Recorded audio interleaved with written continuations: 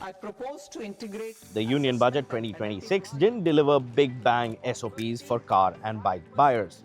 In fact, the speech was far more focused on manufacturing, mining for critical and rare earth minerals, and AI than on headline grabbing auto announcements.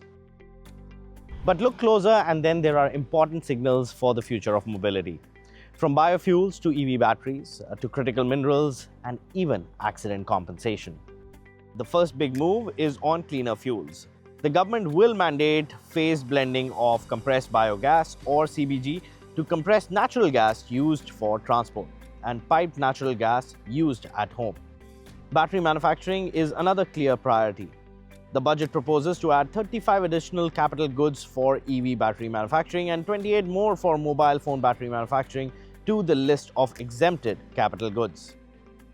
To feed that manufacturing push, the budget also proposes to fully exempt basic custom duties from cobalt powder and waste, scrap of lithium-ion batteries, lead, zinc, and 12 more critical minerals. For road users and accident victims, there's a separate but important relief.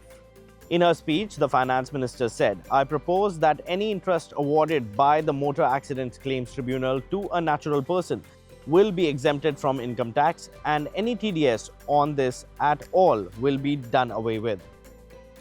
So this was not a budget of instant goodies for car and bike buyers. No fresh tax cuts or direct incentives from the finance minister this time. For the auto sector, some of the heavy lifting has already come through, from the GST benefits announced during the festive season to the recent FTA announcement, which together helps build a roadmap for the next decade of mobility.